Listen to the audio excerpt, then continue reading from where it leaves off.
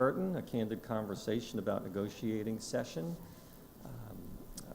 We have a nice group of people here who are going to talk all about negotiating. Just as a way of sort of setting the stage here, by the way, my name's Adam Sessler. I'm with the American Institute of Physics Publishing Division, and I'm a member of the Conference Board of Directors, which is why I'm going to stay right now. Please remember at the end of the conference, when you get the notice about filling in your surveys, that you do so. We use them, we need them. I promise you they get read. So we encourage you to be very candid and provide us with that feedback because it helps us build the conference each year. So just by a quick show of hands, how many people here have had at some point during or prior to their career taken a course in negotiating? Okay, a few but not many.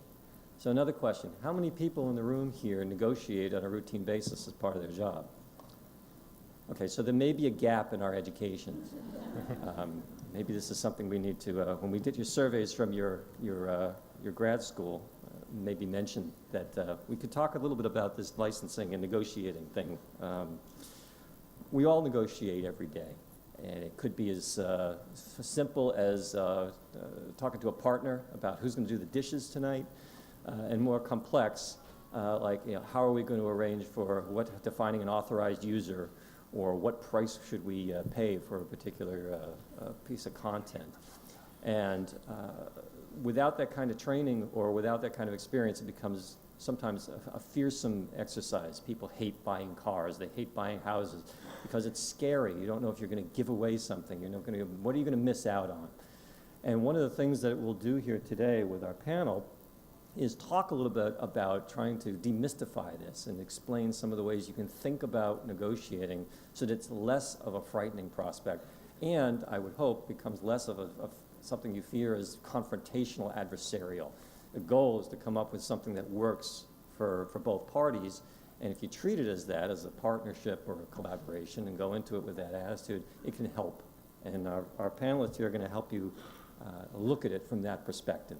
We have, I'm not going to read any biographies because they're available, but just so you know who's who here, we've got Doug Way, we have Jeremy Garskoff, we have Melissa Oakes, and Ashley Fast-Bailey, and these are our panelists. They're going to pepper each other with questions, and we're going to leave some time at the end for yours.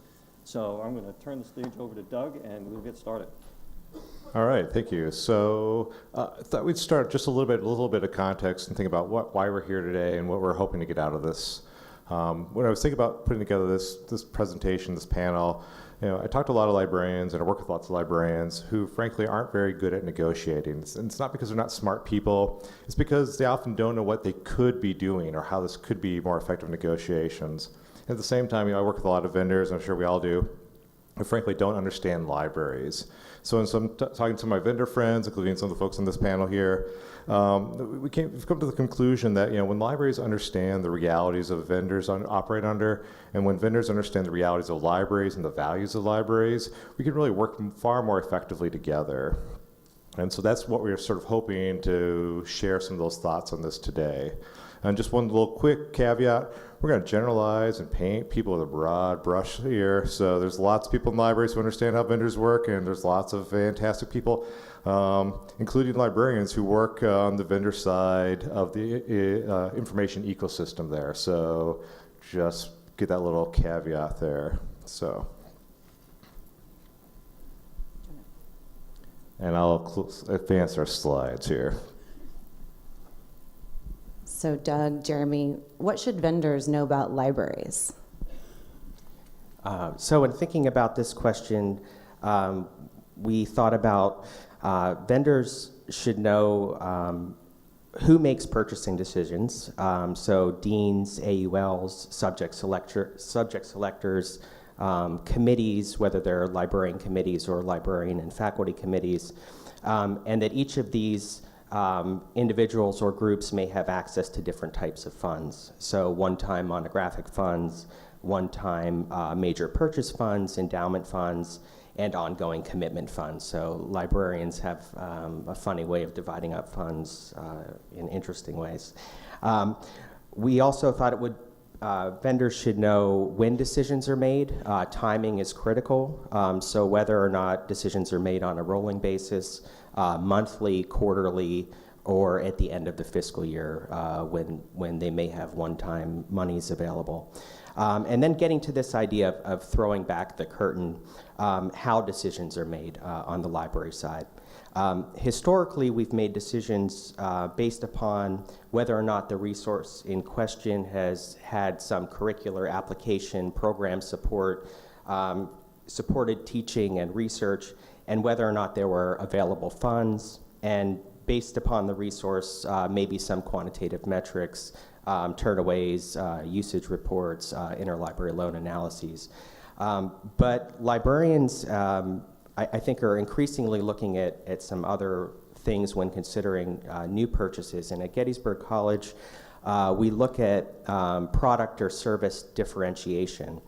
So how does the new product or service differ from existing resources that we already subscribe to in the collection? We're doing this more now in particularly tight budget environments. If the resource is sufficiently differentiated, how does adding it fit into our zero growth strategy for e-resources? So a vendor may want to sell us a resource, but we may have to cancel a resource from that same vendor. So it puts us into a difficult kind of consideration and conversation at times. And the other thing in the spirit of throwing back the curtain is how does this expenditure reflect library values and specifically open access? And due to our flat budgets and rising e-resource costs, at Gettysburg College, we look at our one-time monies as our available funding to support open access initiatives. So things like Knowledge Unlatched, Open Library of the Humanities, Reveal Digital, and the other initiatives that are out there. So we look at our ongoing commitment expenditures as largely tied to publishers and vendors, and we don't have much wiggle room there. So we really look at how we can leverage our one-time monies in terms of reflecting our library values. Yeah, I would just, a couple things to add there. I think when we think about values as well, let's think about priorities for libraries, things along accessibility realm as well, where I think more and more libraries are starting to say it's not just good enough to say that something's going to become accessible in the future. It has to be today, and if you're not able to make that accessible today, we're not going to be able to acquire that. And that's partly a value piece, and frankly, that's also a legal reality where many of us are facing Office of Civil Rights lawsuits because our websites and our resources that we're requiring students to access are not accessible. I think another thing that vendors really need to understand is the differences between types of libraries. So certainly Jeremy and I are very different types of libraries, but even if you look at the research library realm, it's very different. I came from Wisconsin from a very large comprehensive university, and I thought, well, I'm going from a big place to a really big place, and I was even shocked there how the differences are, both in terms of what the priorities of the university are. Research funding, STEM research funding is a priority for us, but also how the collections get used. When you have 15,000 graduate students, the collections get used a lot. And so even if you look at saying that with an ARL, one ARL is not the same as other ARLs. ARLs can really be broken up into tiers. And so one large research university is not the same as another large research university. And I think understanding what those differences are and having those conversations with the libraries you're working with will really help you be far more effective. And flipping the question, what do librarians need to know about vendors? So I think you all know this, but in most cases, vendor reps are working for-profit companies. So in some cases, we're licensing content from a publisher. In other cases, we're digitizing from an archive, indexing that content and making it available on our platform. And there's costs associated with both of those scenarios. And that's in addition to the overhead costs of running a company. And the reality of the situation is that you're working with salespeople whose success and income is tied to selling things to libraries. So commission can be a very large part of compensation, as well as the fact that the sales reps need to make their sales goals in order to keep their jobs. And in addition to what Melissa said, part of being a rep is sometimes your territory moves around quite a bit. You may have worked with 3 people over the course of 10 years in the same position. And so there's a learning curve that also comes with being a rep. So if you have no library experience and you're coming into the libraries as a vendor rep, it's kind of a whole new world for you. Even with library experience coming onto the vendor side, there's a big learning curve. So part of it is just when somebody's new to your account or working with you, it takes a little while for them to get to know your needs and you to get to know kind of who they are and where they're coming from. And so I realize as long as they get back to you quickly with an answer, you're good. But there is kind of a bit of a curve when it comes to learning new libraries and working with, gosh, probably like 75 plus libraries when you're a rep. So let's talk about the importance of relationships when it comes to libraries and vendors working together.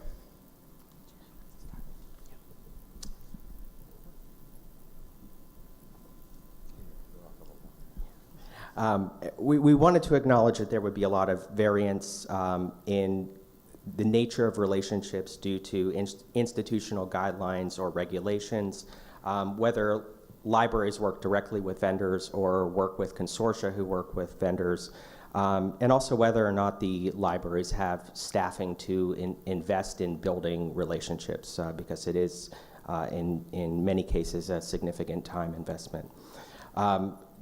At a very macro level, relationships build trust and promote varying levels of collaboration.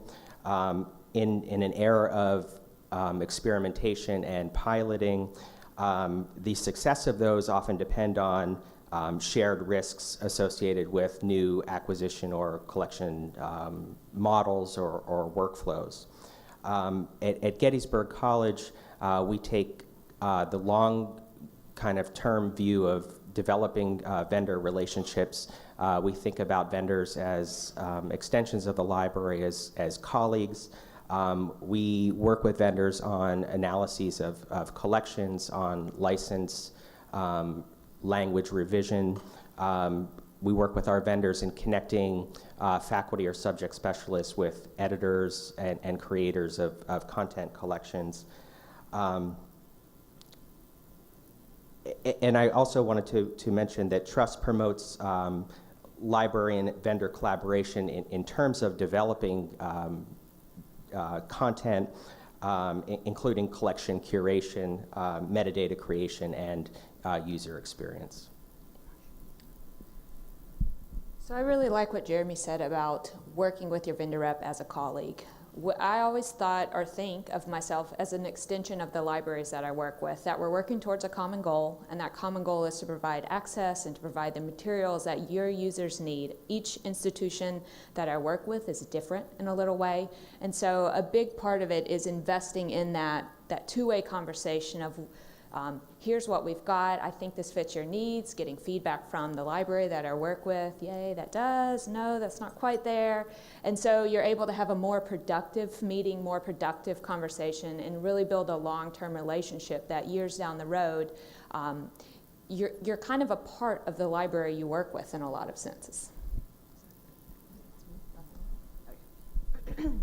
So I agree with Ashley 100%, but good relationships just make everything easier.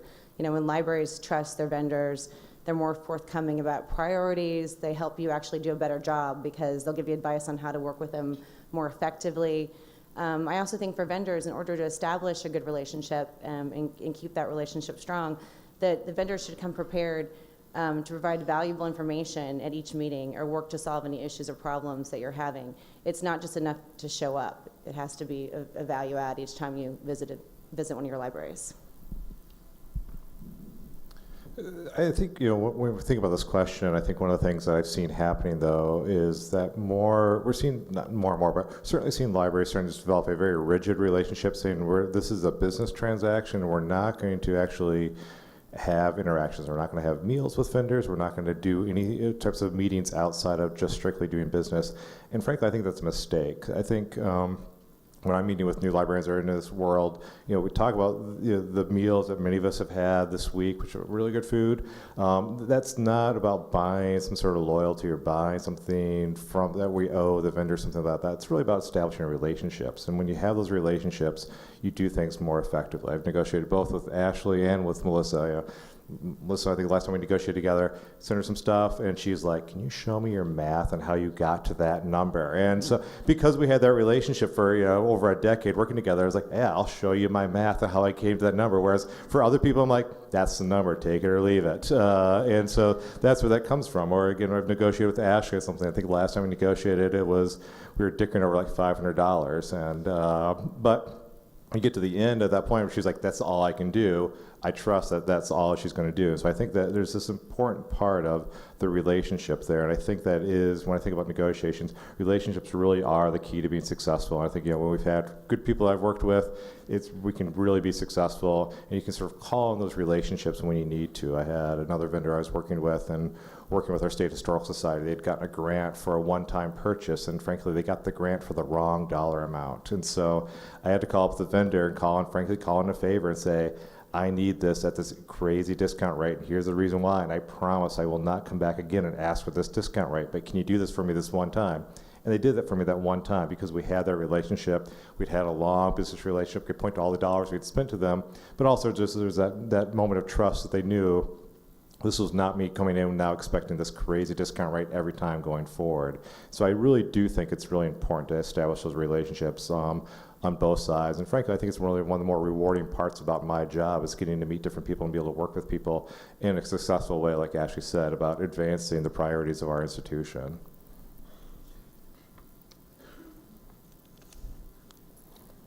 So moving on to the next thing we want to talk about is really what successful negotiations look like. And we want to make it very clear that we were going to do a swear jar if you want to use the phrase win-win. We'd agreed instead, if you want to use the phrase win-win during your buying drinks for the room and thinks what's going to happen. So hopefully someone from EBSCO or ProQuest.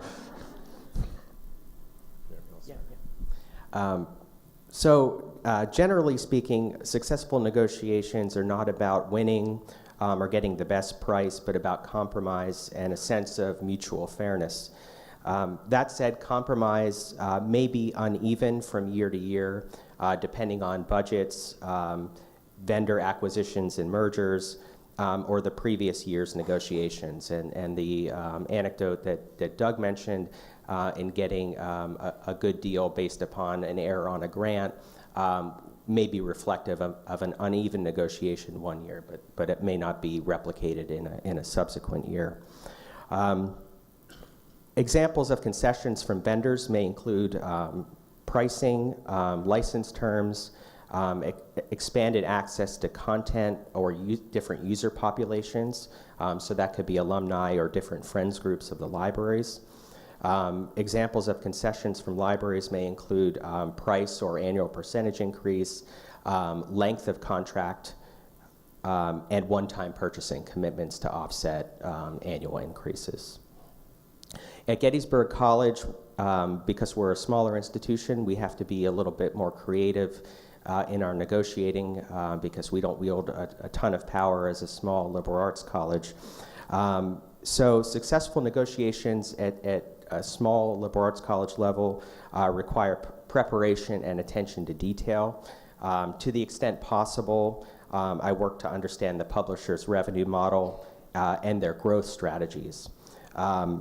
What I've done successfully from negotiating for serials is negotiating different increases for front and back list content by the same publisher, negotiated pricing for takeover titles based on what was paid to the previous publisher, and developed opt-out language for takeover titles that don't support an undergraduate curriculum. So those were areas that we were able to negotiate on in exchange for not being able to negotiate on an annual increase. So just to give an example of this, and I think stepping back just before I give an example, Melissa talked before, the reality is we're working with generally for-profit companies, or we're working with nonprofits that have a mission-driven purpose behind that sales program, whether those activities are supporting the activities of society. And whether we actually believe that or not, that's beyond the point. They're nonprofits. They're there to generate revenue. And so when you're trying to enter negotiations, one of the things you have to think about is what's the business case on the vendor side, and how as libraries can we help the vendor that we're working with. In many cases, we work with a vendor that doesn't need our help making a business case for what we're trying to do, but in other cases, you do need to help that sales rep out with what's the business case, how does this benefit out the vendor for what I'm asking for. So when I came to UW, we didn't have a large ebook aggregator, so we started looking at picking one up and looked at the one that was widely held across UW system, University of Wisconsin system, and lots of schools had it. And we started looking at what each of us was paying for it. We weren't paying for it, but what the other schools were. It was wide variance. It's a cost per FTE model. Some people were paying $2, $3 more per FTE than other schools were. And so I knew I was going to bring in a lot of FTE, and I knew there was a lot of other schools within UW system that actually did not have that product that we thought would be really valuable for them. And so what I did is I worked with my sales rep to propose a cost per FTE model that would essentially lower the cost per FTE for all the schools, but we would bring in additional revenue by bringing in additional FTE, bring in Madison, but we'd bring in all these other schools, and the more schools I got in, the lower I could lower that cost per FTE for all the schools. And in the end, what we were able to do is, I think it was 3 or 4 additional schools were able to pick up that product that probably in the past was too expensive for them, and lower the cost per FTE for all the schools that had the product already.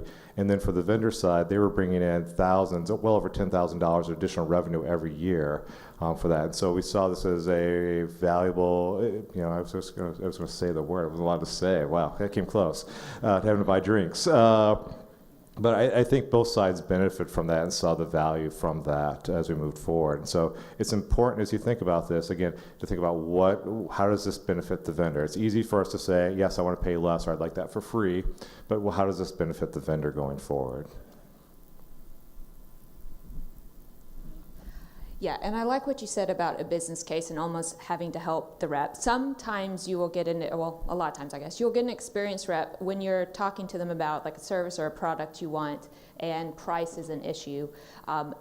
They can creatively come up with ways to make it work for both. There are other times where you may be working with somebody who's new and they're not quite savvy enough yet to see it. And so by being kind of aware of the things that Doug and Jeremy were saying, you can kind of help them create here's why I want it and what that looks like for me, and this is what I can do. What's the happy medium? Where can we get to make this work? My users really need this particular thing. There are other things that there's not much wiggle room on the vendor side. So some of the services, some of the products we have are, like as Melissa probably will say in a second, we're almost a third party with them. So I'm selling you print books. There's not a whole lot of wiggle room on print books when it comes to pricing. There are other things vendors have that we can add together in the mix to make it work on the big scheme of things, the big scale. Yeah, exactly. I mean, I agree completely. I think vendors need to get creative sometimes and think of a solution like adding, different content or including some content that adds value to the library. If you can't negotiate on the price, maybe there's something else that you can provide in the package that is more valuable to the customer. And I also think that vendors should understand the value of their content and service and how it might positively impact research outcomes, because if we don't articulate that, we're just negotiating on price. Oh, this is my section, sorry. So next we're going to talk about some tips and tricks and advice. I'm going to start. So for libraries, communicate with your vendors regardless if it's good or bad news. For example, if you're interested in a product and you did a presentation, they did a trial, you asked for pricing, let the vendor know, if you can't purchase it because of budget or competing priorities. Because as a for-profit, we have to forecast our business and make decisions on future products and enhancements. So we really appreciate that. And for vendors, just because you've worked with that library for several years, don't assume that budgets and priorities are the same. Start each year by asking your customer about their priorities and their strategic direction. Do your homework, know about their curriculum, read their strategic plan if they have it posted on their website. Look at their blogs, look at the news to see what's new with that university. Okay. So I'll start with the vendor side. So for vendors, my advice would be along the same lines as Melissa's, but really invest in the libraries you work with. Get to know the institutions that they're supporting and get to know the staff and librarians that you're working with at the university. You mentioned earlier being prepared when you go into a meeting. Spend lots of time ahead of a meeting getting to know what the products they use are, what the services they currently have are, and what is it that you have that could add value to that. For libraries, I have give a new rep grace. When you get somebody new in, they don't know everything and they're learning and they're asking you questions, and you may answer 5 questions over and over about what you do. And it takes a good year to settle in and get your footing when you pick up a new product line or you move into a new position. So just that like give and take and building of that new relationship.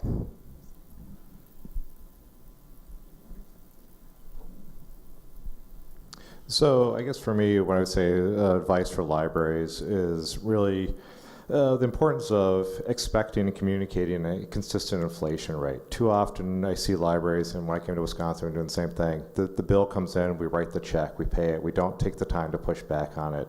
Be consistent about what your expectation is. Don't take whatever the market standard is, because we both know that vendors are raising those inflation rates. So be consistent, pick a rate, and communicate that rate to your colleagues so that you can say, so I know everybody in UW system knows exactly what Madison's going to pay for an inflation rate. If they don't know what we're getting, they're going to call me, and they can call me and ask me, and they can say to the vendor, Madison got that rate, why don't I get that rate? And we do the same thing in the Big Ten, where we all pretty much know the rate that we're all paying for something that's our standard inflation rate. And so that I can call up somebody at Minnesota or Michigan or whatever as well and say, what did you get for this? And communicate that out. That's where, again, this is the second piece of advice was on the list. Do not sign non-disclosure agreements. Do not sign non-disclosure agreements.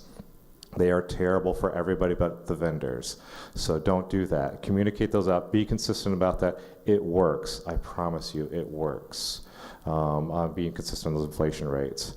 And then for vendors, I really want to meet with you. It's actually my job to meet with you. Please make it easy for me to meet with you. Please don't call me and say, I'm in Madison next week. Can you meet with me on Wednesday at 11? I swear to God, even if I'm free at 11, I'm going to say no. And if you're in the room and you ask to meet with me next week, sorry, I can't. So really, honestly, I need about 6 weeks of space to be able to meet with you. That's just less than 6 weeks. My calendar is full. I know you're all busy. I'm really busy as well. I have a huge team that I have to meet with and manage. So about 6 week notice, and give me some flexibility in that. I really do want to meet with you. And I'd like to, because that's again about relationships, about working effectively together. So make it possible, make it easy for me, please. I agree with what Doug said. I'm probably not as in demand. So maybe 2 to 3 weeks for me, but some notice.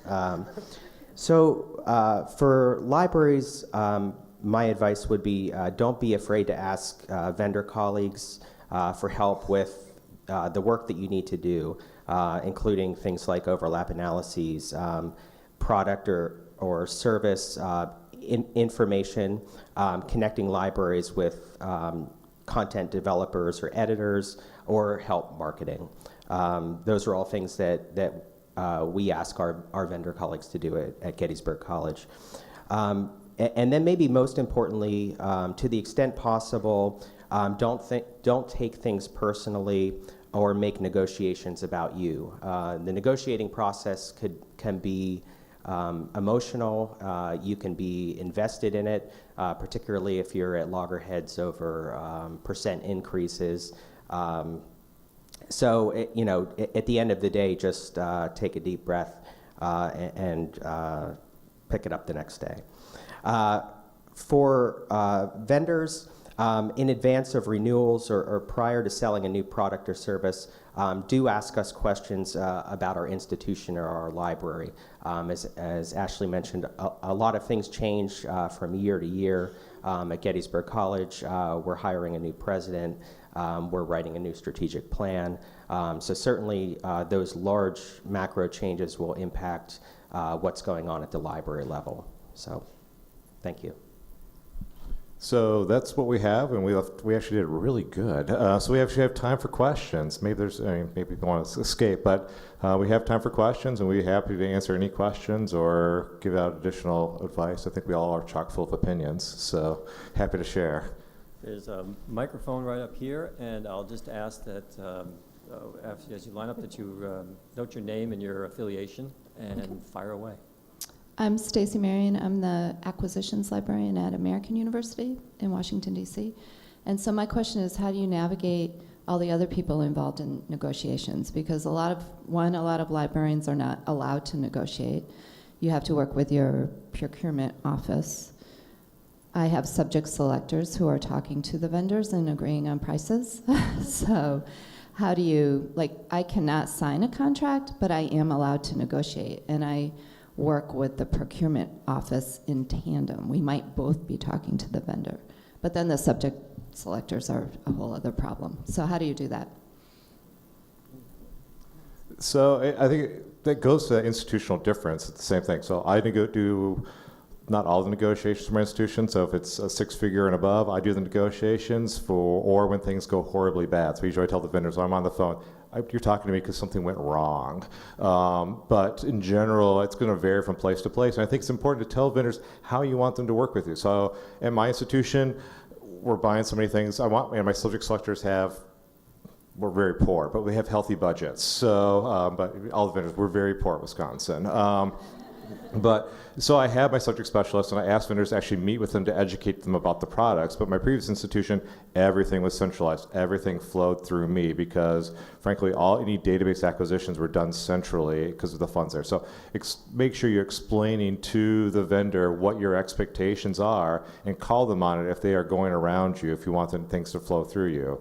And then in terms of having to work with a procurement office, I think that's, again, trying to figure out how do you establish that relationship so you both understand what you're trying to do and so they understand the values that we're looking for. Is for certain things we have to deal with procurement offices as well. Though generally we have libraries, we have an exemption. But I think you have to really be working closely with them and communicating what your values are, what's important to you, and where you're willing to compromise. I'll just add, similar to Doug, we make purchasing decisions as a team of library department directors. So anything actually over $2,500, we do collectively. And we encourage our vendors to speak with department heads as opposed to subject selectors or bibliographers. I was just going to say, just because Ashley mentioned that you have a new rep often, so it's important to just remind that new rep, how you want to work with them. That way you don't have to reinvent the wheel, and they're not going around you and doing things you don't want them to do. You want to say that? Oh, yeah. Okay. Hey there, I'm Damon Campbell, acquisitions librarian at the University of Oregon. To the prior question, I've actually had really candid conversations with my vendors like, hey, so the selectors might try to work out a deal or get some pricing. You can talk to them, but they cannot commit funds on our behalf. Don't let them do it, because they will try. So we've done that. To my question, though, is I've found that there are certain periods of time during the year where I'm extremely busy, renewal cycle or the end of the fiscal year. And these often coincide with times that the vendors are really eager to see us or spend some time with us or talk to us.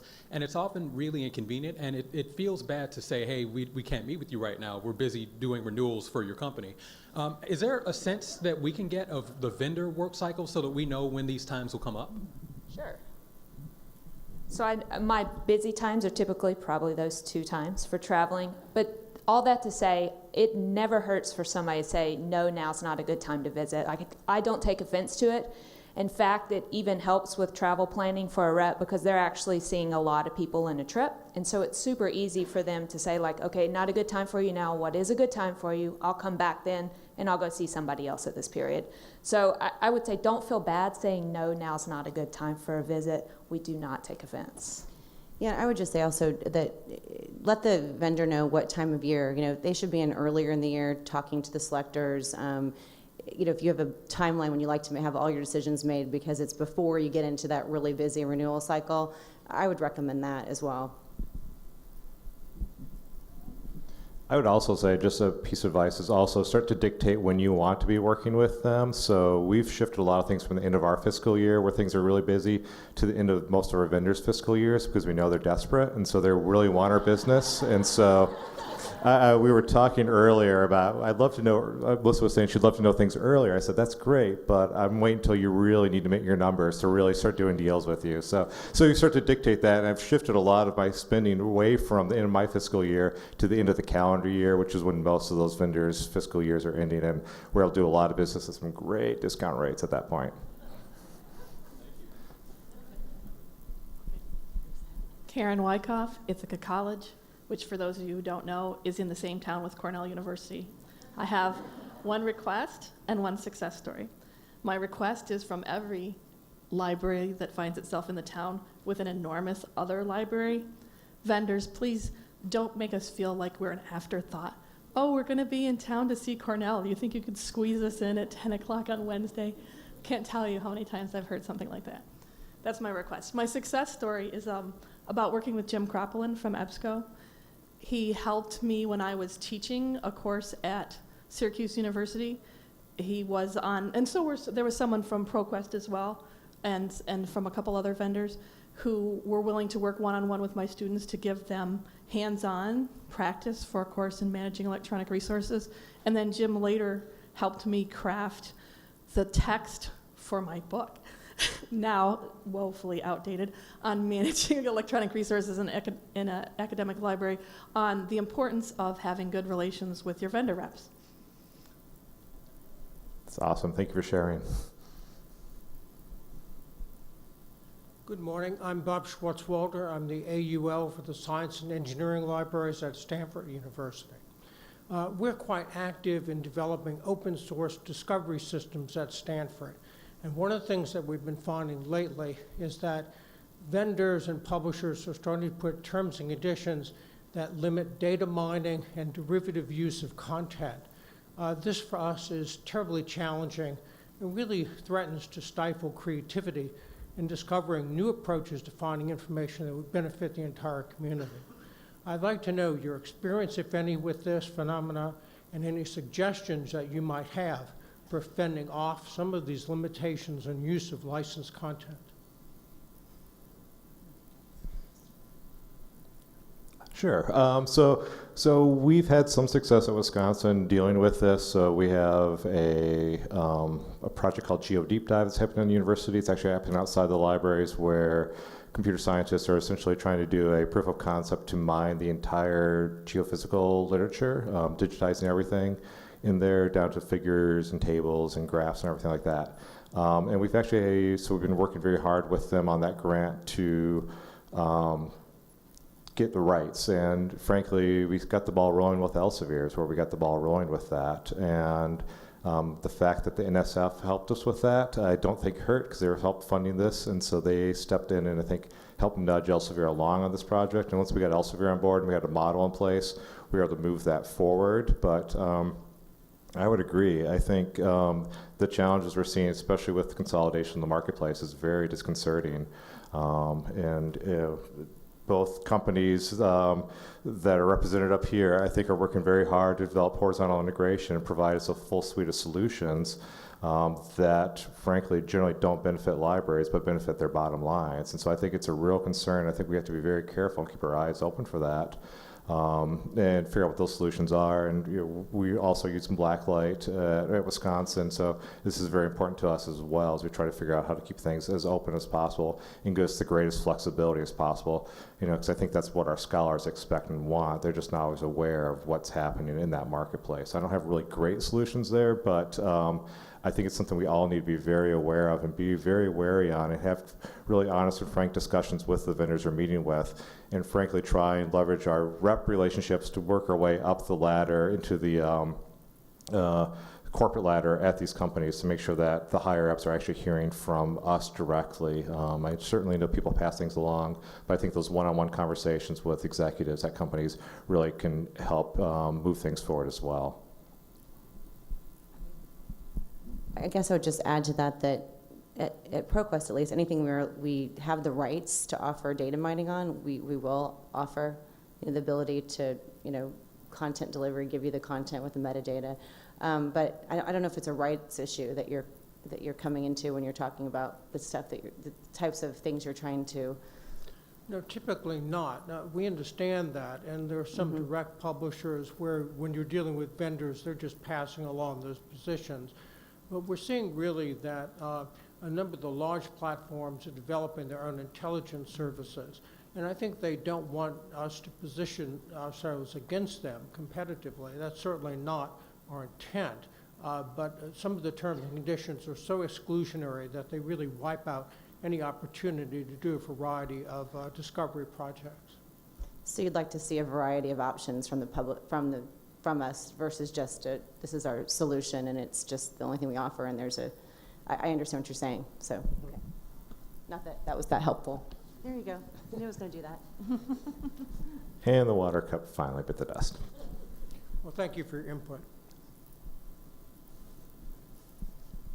Good morning. I'm Edward Leonard from Virginia Tech, and my question is how you suggest handling things when a publisher or vendor announces that they've come out with a new model with a substantial price increase or other changes, and you ask why, and the answer is, well, it's the new model. So that seems to be the justification. So I'm curious to hear your thoughts on that.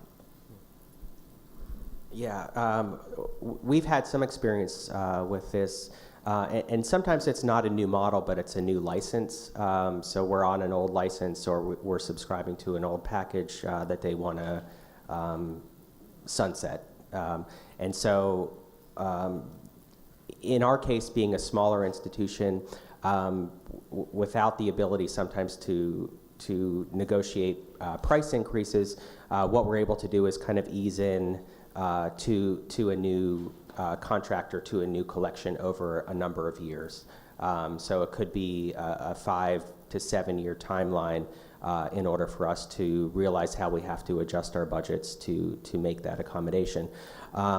We've also had success working with different consortia, and if the consortia that we're working with maybe have more leverage, or basically shopping around consortia as well. So we're supposed to be honest, so we'll talk about Safari. And Safari's new model, we walked away. So that revenue is just gone. And so there are times you just have to say no, and you have to be able to go to campus and explain to campus, this is why we're walking away from this product, and here's what we're going to try and do to ameliorate that loss of that content. And that could be for a new platform. It could be, frankly, licensing terms that are unacceptable. We've had other ebook platforms we have walked away from, and it's the only way to get their attention. If you sign it again and again and again, complaints only go so far. When you walk away, they pay attention. Maybe. I don't think Safari's going to pay attention. But other cases, they will pay attention. But they're going to be losing revenue from, I think, lots of libraries that say, I can't afford that. I'm not willing to pay that type of money for a product I, frankly, did not ask for.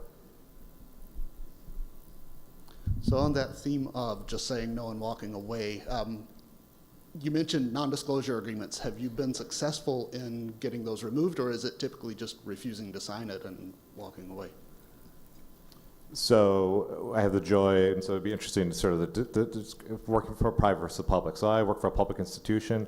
By state law, Wisconsin state law, I cannot sign a non-disclosure agreement. I've had a couple occasions where one of the big STEM publishers, maybe out of the Netherlands, insisted on having something in there. And so what you have to do for that one, I'm happy to tell you, is you have to ask me for that. I can't just give it to you. You have to ask me what the terms are, and then I can give it to you. And that's which, but we spend a lot of time with our legal counsel. Our legal counsel supports us in every way because they have to follow, again, state law. So I think it's interesting perhaps to see what the difference is versus a public, where it's really easy for me to say no, versus a private, where you may not have as much leverage in that way.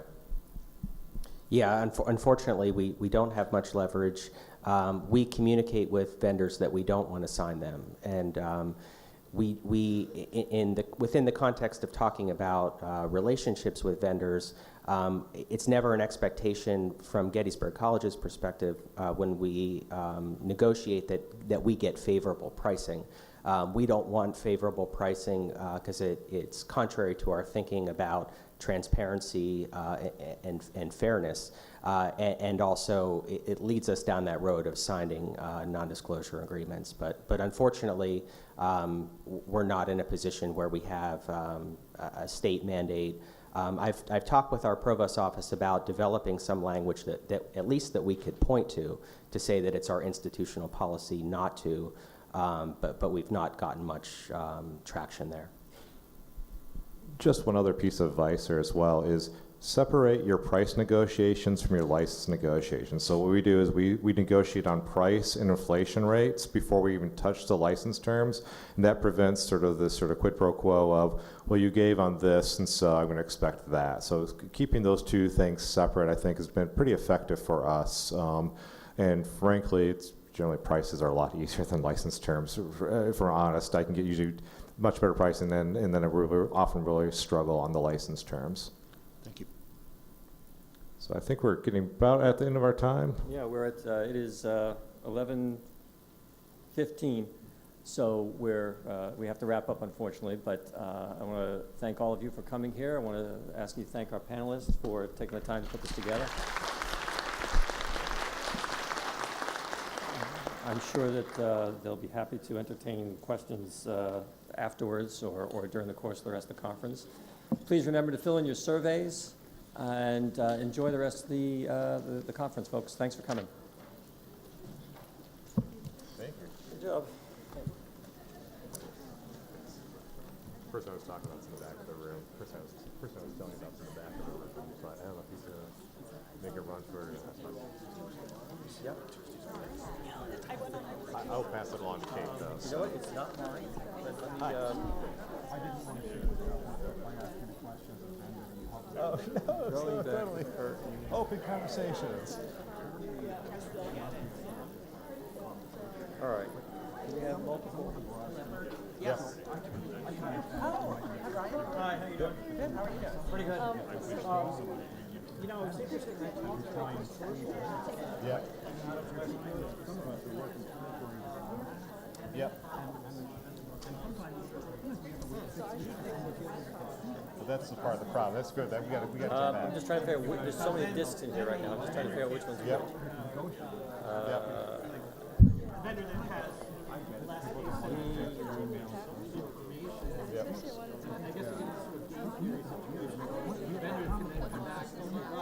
No, that's absolutely. You have the expectation. You have to do X number of visits and see those things. But what happens, honestly, it's a little bit flippant and facetious there, but often, frankly, I just don't have time, to meet with people. And so, if you contact me far enough in advance, I can say, okay, that comment, here's the times available. I'm happy to give people like 2 weeks, here's all the times I can meet with you, or 2 weeks window. Yeah. Okay, thank you. Well, I can see that. I can see that. Yeah.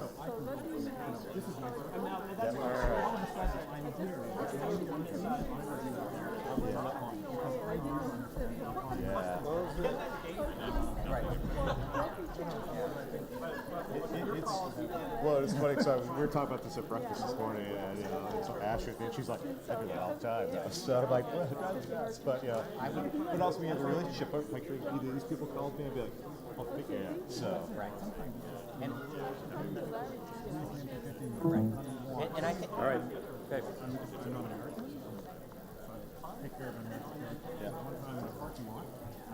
Yeah, and I think in a vacuum that works. But when we're talking about our values in terms of advocating for transparency, it works against. it's a real